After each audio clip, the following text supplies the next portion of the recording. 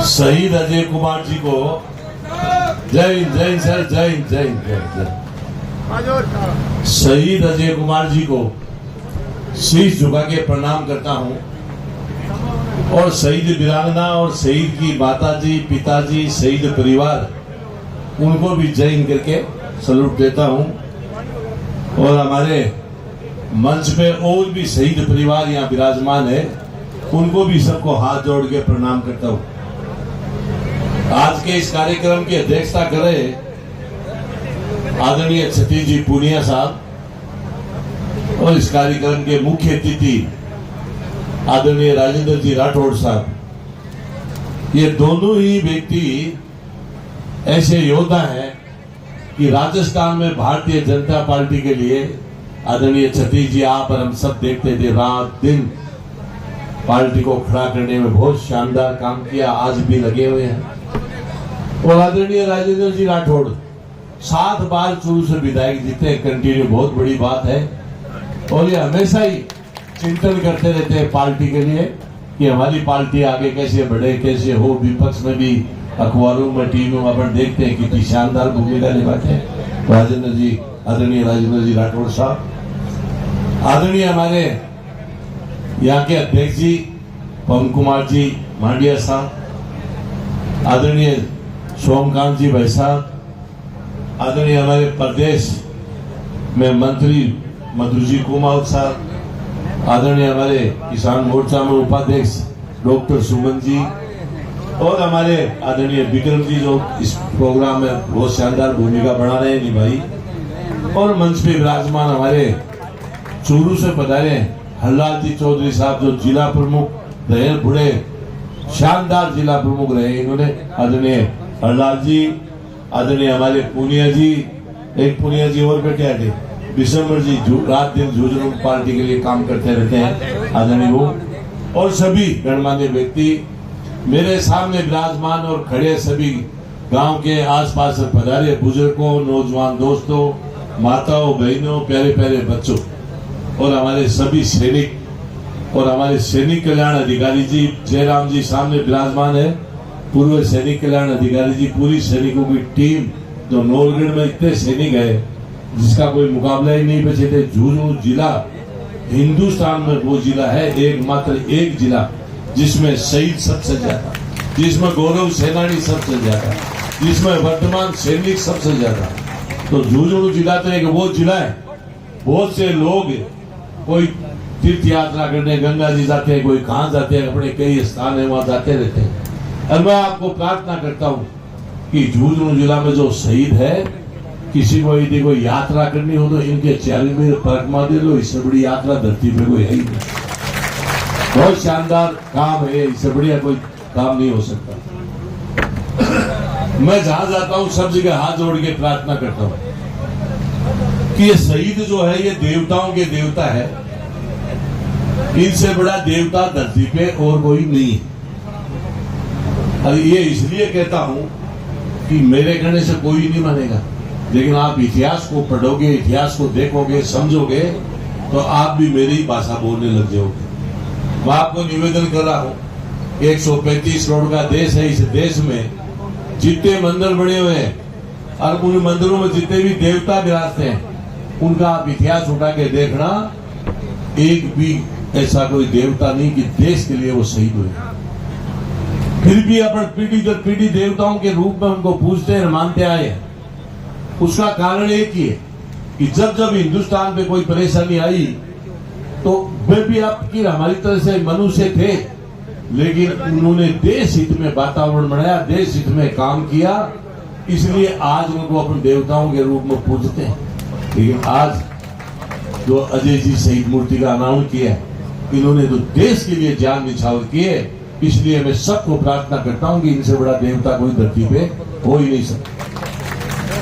और इनको धर्म के साथ जोड़ना, जात जड़ूला उतारना, खुशी गमी में याद करना, ये सबका कर्तव्य है, सबकी जिम्मेदारी है। जो 36 बरादरी के लोग इस देश में रहते हैं वो इसलिए कि इन्होंने कोई अपने परिवार के लिए, जाति के लिए, गांव के लिए कोई शहीद नहीं हुए, ये देश के लिए शहीद हुए हैं। तो इसलिए इस देश में रहने वाले 36 बरादरी के लोगों की जिम्मेदारी है कि इनका इनके साथ जोड़े, जात जड़ूला उतारे, देवताओं की तरह से इनकी पूजा करे, ये सबकी लाइबिलिटी।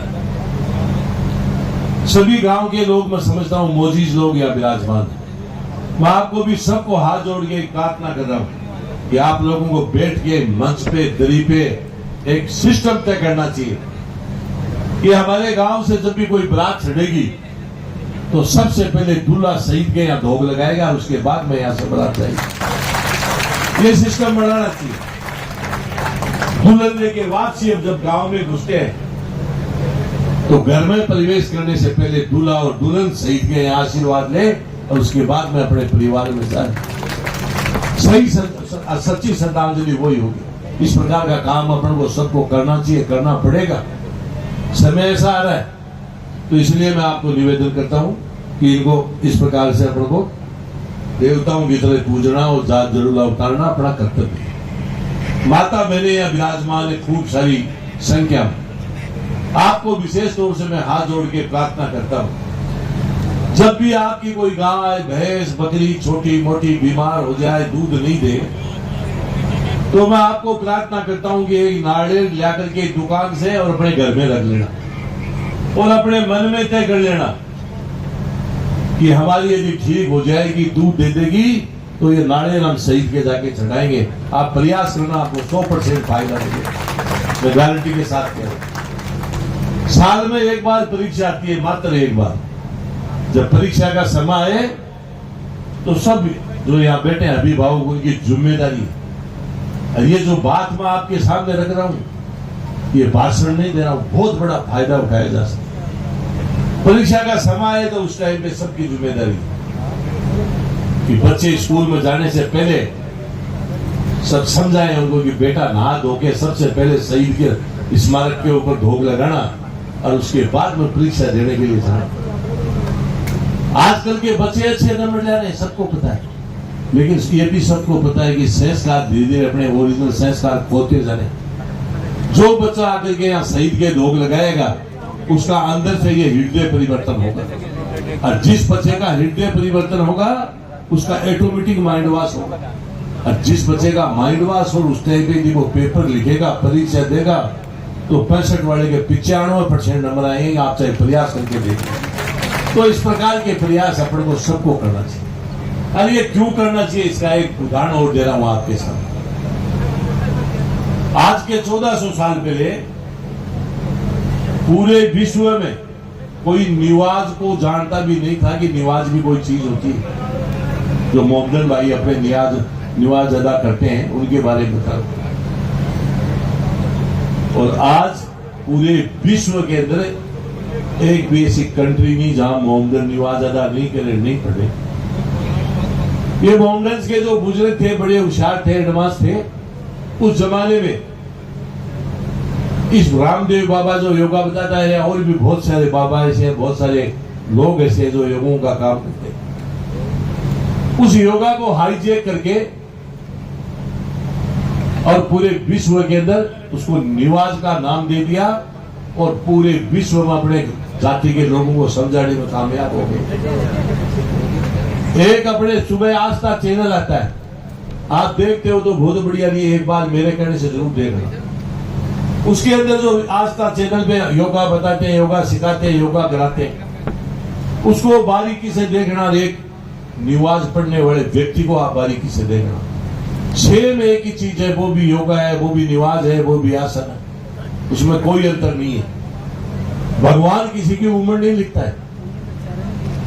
मैं गारंटी से कह रहा हूं इस मंच के माध्यम से, जो व्यक्ति एक बार 24 घंटे में पसीना निकाले किसी भी काम करके, योगा करके, कोई भी कर्म करके, तो चाहे भगवान उसकी 80 साल लिखे, वो 100 साल पहले नहीं जाएगा। तो जो योगा के माध्यम से 5 बार पसीना निकाल ले, उसको क्या बिगड़ने वाला है उसका। और उसका उदाहरण आपके सामने रख रहा हूं कि हिंदुस्तान में जितने हिंदू रहते हैं, जितनी उनकी जनसंख्या, जितने अपने मोहम्मदन भाई रहते हैं उनकी जितनी जनसंख्या है, हिंदुओं की जो जनसंख्या है उसके मुताबिक बीमार होके हॉस्पिटलों में जो भर्ती होते हैं, चाहे वो प्राइवेट हो चाहे सरकारी हो, पूरी सरकार के पास सबका आंकड़ा होता है। हिंदू ज्यादा बीमार होते हैं, हॉस्पिटल में ज्यादा जाते हैं, दवाई ज्यादा लेते हैं। और जितनी जनसंख्या अपने मोहम्मदन भाई की है उसके मुताबिक बीमार होकर उनको हॉस्पिटल में भर्ती होना चाहिए, उससे कम जाते हैं, बीमार कम होते हैं, दवाई कम लेते हैं। जबकि सबको पता है कि हिंदुस्तान में हिंदू ज्यादातर आबादी उनकी गांव में खुली आब हवा मिलती है, देसी खाना खाते हैं, बीमार होने का कोई कारण ही नहीं पड़ता। अपने मोहम्मदन भाई है, उनकी जितनी जनसंख्या है उसके मुताबिक उनको वहां भर्ती होना चाहिए, उससे कम जाते हैं, हॉस्पिटलों में दवाई कम लेते हैं। उसका एक ही कारण है जो अभी मैंने आपको बताया, 5 बार पसीना निकालते हैं, निवाज के माध्यम से आसन कर लेते हैं।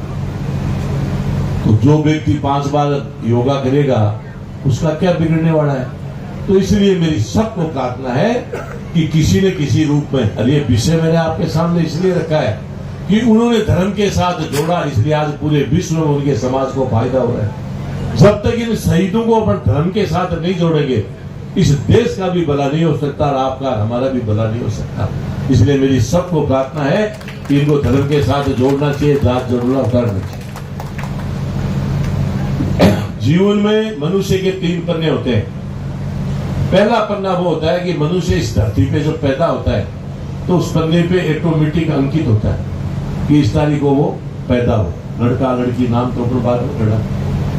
एक होता है लास्ट पन्ना। लास्ट पन्ना वो होता है कि मनुष्य का स्वर्गवास जब हो जाता है तो उस पन्ने पे ऑटोमेटिक अंकित होता है कि इस तारीख को उसका स्वर्गवास हो गया। एक होता है बीच का पन्ना। बीच का पन्ना वो होता है कि मनुष्य जब धरती पे पैदा होता है तब से लेकर के और उसका स्वर्गवास हुआ तब से लेकर के उसने क्या काम किया बीच में, वो होता है बीच का पन्ना। तो बीच का पन्ना जो है, मैं आपको निवेदन कर दूं कि इसका एक छोटा सा उदाहरण दे रहा हूं। अपने गांव में परिवार में कोई बूढ़ा बुजुर्ग चला जाता है, पर दाह संस्कार में जाते हैं, दाढ़ी बांध के बैठ जाते हैं, दाह संस्कार होता रहता है।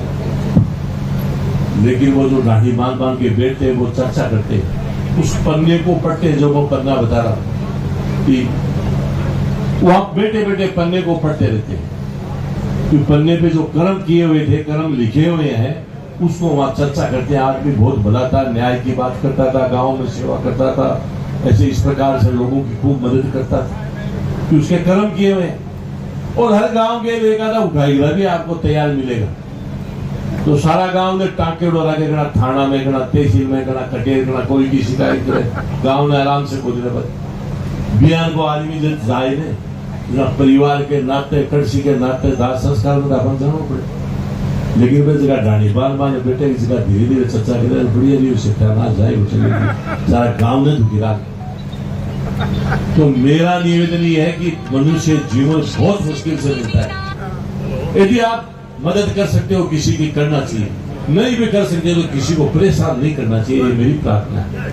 और ये बीच का पन्ना जो मैंने बताया, शहीद अजय कुमार ने उस बीच के पन्ने पे लिखवाया, शहीद अजय कुमार, जब तक ये धरती और आसमान रहेगा, जब तक वो अमर रहेंगे, आप और हम जाते आते रहेंगे। इसलिए सबको कोशिश करनी चाहिए कि चाहे पढ़ हो जाए तो अलग बात है, अन्यथा हमेशा ही अमर रहेगा। तो इसलिए सबको कोशिश करनी चाहिए कि बीच के पन्ने पे मेरा नाम भी लिखा जाए। बीच के पन्ने पे कोई जरूरी नहीं है कि जिसका सही होने का ही लिखा जाए।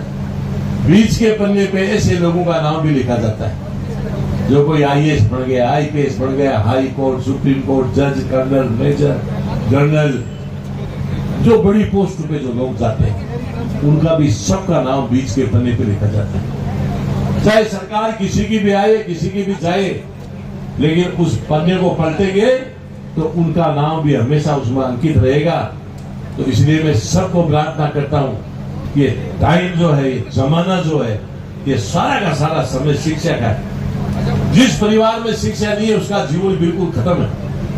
आने वाली 15 साल बाद में आज देख लेना, मेरी आज की कोई बात को नोट कर लेना, जहां शिक्षा नहीं होगी उस परिवार को पशुओं की तरह से लोग काम में लेंगे। इसलिए कुछ भी करना पड़े, चाहे एक टाइम का खाना छोड़ना पड़े, बच्चों को, बेटियों को, बेटों को, सबको पढ़ाना चाहिए। बेटी पढ़ती है 3 जगह फायदा होता है। यहाँ पढ़ती है बेटी, अपने छोटे बहन भाइयों को पढ़ाएगी, खुद पढ़ेगी, ससुराल जाएगी, अपने बच्चों को पढ़ाएगी, अपने देवजेठ के बच्चों को पढ़ाएगी। तो इसलिए मेरी सबको प्रार्थना है, 100 तालों की चाबी एक ही चाबी है शिक्षा, तो वो भी आपको ज्यादा से ज्यादा प्राप्त करनी चाहिए, अच्छी जगह जाने की, बीच के पन्ने पे नाम लिखाने का प्रयास सबको करना चाहिए। बताशी बाबा भी बताशी, जिस देश में देशभक्ति नहीं हो, अरे भैया शांति रखो, एक बार रोड़ा मत करो। शहीद के प्रोग्राम आए हो आप, थोड़ा बहुत तो इंसानियत रखो। जो शहीद के प्रोग्राम आकर के रोड़ा करते हो, शांति से बैठ जाओ। धरती माता से बड़ा कोई माता नहीं होती है। चाहे कुर्सी पर कोई बैठ गया, तक लाग जाएगा, बैठ जाए, नहीं लाकर यहीं पर बैठ जाओ। जिस देश में देशभक्ति नहीं हो तो वो देश आगे नहीं बढ़ सकता। इसका एक उदाहरण दे रहा हूं आपके साथ, एकदम प्रैक्टिकल उदाहरण। आज के 25 साल पहले मैं पोलैंड गया था घूमने के लिए, और मेरे साथ एक विनोद जी झाझड़िया है, जो आज भी यहीं बैठे, खड़ा हाथ करके पूछ लो, चाहे वो भी साथ। रात को हम खाना खा के सो गए। उस मकान की जो मालकिन थी वो हमको सुबह गाड़ी में घुमाने के लिए लेके जा रही थी। हम एक हाईवे रोड पे चल रहे थे, और चलते चलते एक रिंग रोड आई, वो अंदर गई लगभग 4 किलोमीटर, और वहां से तेल लिया, वापसी उसी रोड से आकर के मेन रोड पे चलने लगे। तो मैंने एक मेन रोड पे पेट्रोल पंप देखा, तो मेरे को तो अंग्रेजी आती नहीं। मैंने विनोद जी को कहा, विनोद जी इस लेडी से आप बात करो, अंदर इतनी दूर तेल लिया, इसने और कोई काम नहीं किया, मेन रोड पे पेट्रोल पंप है, तो ये तेल यहाँ से क्यों नहीं लिया? इन्होंने कहा कि मेरा दोस्त किशोर कर रहा है, जवाब दे। तो उस मैडम ने क्या कहा, वो सुनने वाली बात। उस मैडम ने कहा, अंदर जो पेट्रोल पंप है वो हमारी कंट्री का है, और ये मेन रोड पे पेट्रोल पंप है ये चाइना का, इसलिए मैंने अंदर जाके तेल दिया। मतलब 20 रुपए भी बचे, 10 रुपए भी बचे, तो वो हमारी कंट्री को बचे। और मैं आपको हकीकत कह रहा हूं कि जब हम गए थे, हालात ये थे, वो कंट्री अलग बड़ी थी, रशिया का पार्ट, हाँ बुरा हाल था। ब्रेड दी थी उनके खाने के लिए, लाइन लगती थी ब्रेड के लिए, तरसते थे। दूसरे कंट्रियां मदद करती थी जब उनको कोई खाने के लिए ब्रेड मिलती थी। वो दिन भी मैंने देखा। आज वो कंट्री हिंदुस्तान के बराबर करेंसी लाके खड़ी करती 25 साल में, मात्र 25। और एक अपना देश है, जब ये देश आजाद हुआ जगह अमेरिका के बराबर करेंसी थी। आज अपन कहां खड़े? अमेरिका का 1 रुपया और अपने 84 रुपये। हिंदुस्तान का आदमी यदि यहाँ से लाख रुपए लेके चला जाए तो भी 5-7 दिन में उठाना पड़े, क्यों बटे? अपना रुपया क्यों बटे?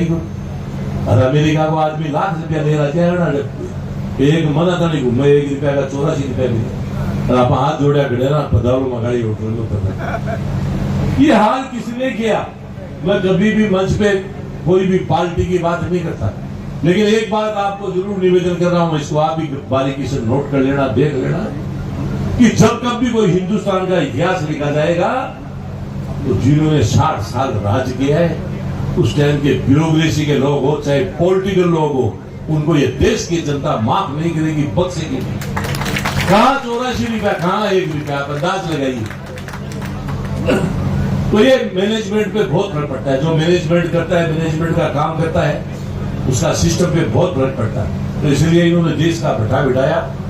ये आपके सामने एक बात, आपके सामने और अभी हमारे सेना के लोग बहुत बैठे हैं, मैं अब वो बात रख रहा हूं जो इतिहास में लिखी हुई है, ओरिजिनल बात। कंपनी कमांडर थे जापान के मेजर साहब, सेकंड वर्ल्ड वॉर चल रहा था, पूरे विश्व में मारकाट चल रही थी, और वो तोपे लेके जा रहे थे, किसी स्थान पे उनको जाना था। पूरे एक छोटा पुल बना होता, पुल के पास गए तो पुल उनको टूटा हुआ मिला। जब पुल टूटा हुआ मिला तो मेजर साहब के पसीना आ गया कि अपना तो देश ही खत्म हो जाए। तो पास में एक बड़ा गांव था, गांव वालों को वहीं पास में था, गांव वालों को, गांव वालों साथ दो, नहीं तो अपना देश खत्म हो जाएगा। तो गांव वालों का बिल्कुल तैयार। बताओ मेजर साहब, अरे बोले इतना समय नहीं है, इस खड्डे के अंदर आप एक आदमी पे एक आदमी सोते जाओ, जैसे खड्डा भरेगा आपको सबको मरना, शहीद होना है, भाई देश का बहुत बड़ा फायदा हो गया। गांव वालों ने बाकी वहां लाइन लगा के खड्डे में धड़ाधड़ छोड़ने लगे। जैसे ही वो एक बच्चा लाइन में लगा हुआ था, मेजर साहब की नजर पड़ी, अरे तेरी एज क्या है? बोले 13 साल। परिवार में कौन है? बोले मेरी एक बात। तो बोले जा तेरे को नहीं मरने देंगे, माँ की सेवा कर। वो दौड़ के अपनी माँ के पास गया, माँ को कहा, माँ आज मैं देश के काम आना चाहता था, लेकिन तेरे कारण से मुझे मौका नहीं मिल रहा है। उसकी माँ ने क्या किया वो सुनने वाली बात। उसकी माँ ने उठाया और मुंह में जहर लिया और जहर लेके अपने बेटे को कहा, जा बेटा कह दे तेरे मेजर को कि मेरी माँ इस दुनिया में नहीं है, जा देश के काम आ, शहीद हो देश के लिए। वो बच्चा दौड़ के आया देश के लिए, वो भी शहीद हुआ। और जापान की सरकार ने शानदार स्मारक बना रखा है। कोई भी शुभ काम होता है तो बाकायदा वहां पहले माथा टेकते हैं। कोई भी राष्ट्र देश दूसरी कंट्री का जाता है तो सबसे पहले शहीद स्मारक पे माथा टेकते। बात उसकी नहीं है, हीराशाही में अमेरिका ने परमाणु बम डाला था, सबको पता है। और उस टाइम पे जब परमाणु बम डाला, उसके बाद में जापान की हालत इतनी खराब हो गई थी कि वह अनाज भी तो आज भी नहीं उगता उस जमीन में, लेकिन बच्चे भी लूले लगड़े पैदा होने लगे। ये हालात था। उसके बावजूद भी जापान आज टेक्नोलॉजी के मामले में विश्व में एक नंबर। क्यों है कि वहां मैंने अभी आपको बताया, कूट कूट के देशभक्ति भरी हुई। आपने छोटे से बस को कोई एक्सीडेंट हो जाए, मारो फोड़ दो, शीशा का तोड़ दो, अरे भैया उनको नुकसान के लिए आप बस उनकी है, अपना टैक्स का पैसा की है, चाहे केंद्र सरकार हो राज्य सरकार हो, उनके पास कोई नोट छापने की मशीन थोड़ी है। अपन नुकसान कर देंगे। प्रजातंत्र में अपने बेटे, प्रजातंत्र में कोई जरूरत नहीं है तोड़ फोड़ की, कहीं भी इस प्रकार की। आपको अपनी बात रखनी है, इस गांव में आप चाहे 2 आदमी कल धरने पे बैठ जाए, शाम तक तो आपके पास तहसीलदार, एसडीएम, पुलिस वाले सब हाजिरी लगाने आ जाएंगे, पूछेंगे क्या बात होगी, कैसे धरने पे बैठे। तो प्रजातंत्र में और बहुत तरीका है, उस तरीके से काम किया जा सकता है। तो ये मेरी सबको प्रार्थना है कि तोड़ फोड़ करना ये कोई अच्छा काम नहीं है। एक लास्ट बात करके मैं मेरी बात को विराम देता हूं। एक बार सुभाष जी मेरियार हम साथ एमपी थे, उस टाइम में मंत्री थे, तो हम सिक्किम गए थे। सिक्किम में हम घूम घाम के बॉर्डर पे, इधर चाइना के बॉर्डर पे खड़े हैं, इधर अपने खड़े हैं। वहां एक मंदिर देखा हमने बड़ा हुआ। अब जो बात रख रहा हूं ना, सबके पास मोबाइल है, बाबा हर भजन के नाम से उसकी वेबसाइट है, आप खोल के चेक कर सकते हैं। 100% ओरिजिनल घटना आपके सामने रख रहा हूं। तो उस मंदिर के एक सिपाही था पुलिस का, अपने फौज का ड्रेस पहले पूजा पाठ कर रहा था। हमने कहा यार आप तो फौजी आदमी और ड्रेस पहन के ऐसे पूजा मंदिर। उन्होंने बताया कि एक हरभजन नाम का पंजाब का सिपाही था और वो यहाँ पैर रपट के खत्म हो गया, और उसके बाद रात को आदमी को गश्त करता है, इसलिए उसका मंदिर बना दिया गया। छुट्टी होती तो पंजाब में उसकी जाते ड्रेस लेकर के, जैसे सारा सिस्टम रेलवे का था। तो ये बात जैसे कैसे मरे हुए आदमी को जिंदा कैसे मान ले, कई दिनों तक सिलसिला चलता रहा। मिलिट्री सबसे बड़ी संस्था देश की, लेकिन लास्ट में तय किया कि केंद्र के 2 मंत्री गए, 2 जनरल वगैरह, जो एक जनरल है, कोई मेजर है, कर्नल है, उस टाइप के लोग गए, 2 लोग फौज के गए। विदेशों से पत्रकारों को बुलाया, साइंटिस्ट आए, देश के पत्रकार और साइंटिस्ट वहां गए, 10-11 लोगों की टीम बनाई और वहां जाके कि भाई देखो ये वास्तव में रात को गश्त करता है। तो वहां जाके देखा तो रात को उनको भी सबको रात को गश्त करता हुआ नजर आया। तो मिलिट्री को झुकना पड़ा, सरकार को झुकना पड़ा और उसको मरे हुए को जिंदा मान लिया। उसकी तनख्वाह चालू, सारे सिस्टम चालू। और अभी थोड़े दिन पहले ऑर्डिनरी कैप्टन से वो रिटायर हुआ है। उसको पूछा गया कि तेरी मंशा क्या है, तो उसने कहा नहीं मैं बॉर्डर पे रहना चाहता हूं। ये विषय मैंने आपके सामने इसलिए रखा है कि ये फौज के जो लोग हैं आपके हमारे परिवार के भाई भतीजे हैं, लेकिन सेना की ट्रेनिंग लेने के बाद सिर्फ देश दिखता है, इनको कुछ नहीं दिखता। और इन लोगों के कारण से आपके हर घर में टीवी लगी हुई, पीठ के ऊपर 10-10, 12-12 किलो वजन लाद करके और बॉर्डर पे बंदूक लेके ऐसे खड़े थे। पलक नहीं झपकती इनकी पलक, चाहे गोली मारनी पड़े, चाहे गोली खानी पड़े। इसलिए आज आप हम जो सब इस देश में आनंद ले रहे हैं, ये सारी की सारी कोई देन है तो ये सेना के लोगों की, शहीदों की, वर्तमान सैनिकों की, तो गौरव सेनानियों के कारण से आज आप और हम सब लोग यहाँ सांस ले रहे हैं। इसलिए प्रार्थना करता हूं कि कहीं भी शहीद की मूर्ति मिले और अपन यदि उधर से गुजर रहे हैं तो शीश झुका के प्रणाम करना चाहिए। और गौरव सेनानी वर्तमान सैनिक कहीं भी मिले तो चयन करके उनको सलूट देना चाहिए, उनका मान सम्मान बढ़ाना चाहिए, ये अपना कर्तव्य बनता है। एक छोटा सा लास्ट चुटकुला है, चुटकुला सुना रहा हूँ। एक लेह लद्दाख के अंदर एक फौजी था, वो पहाड़ पे उसकी ड्यूटी थी, वो वहां काम करता था। तो वहां मोबाइल टेलीफोन कोई काम करते नहीं, तो वो नीचे पहाड़ से नीचे आकर के दुकान पे वहां एटीएम लगी हुई थी, तो उसमें 100 का नोट डालता था, दूसरे दिन निकालता था, तो रोजाना डेली का रूटीन था। तो वहां आसपास में दुकानदार ने कहा, फौजी साहब आप ये डेली आते हो, 10-20 रुपया एक साथ ही निकाल लो। अरे बोले भैया ऐसा नहीं है, ऊपर तो कोई सिस्टम है नहीं, मैं 100 रुपये निकालता हूँ, दूसरे दिन वापसी डालता हूँ, तो इसका मतलब ये कि मेरी धर्मपत्नी को पता चल जाएगा मैं जिंदा हूँ। अरे इस प्रकार से ये लोग देश के लिए सेवा करते हैं। इसलिए मेरी सबको प्रार्थना है कि इनको देवताओं के रूप में मानना, पूजना, देवताओं के रूप में इनकी इज्जत करना अपना हिंदुस्तान के लोगों का सबकी जिम्मेदारी है। आपने मेरी बात को सुना, इसके लिए धन्यवाद। राठौड़ साहब कई देर से काट रहे हैं, गट्टे गोली के बहुत बहुत धन्यवाद।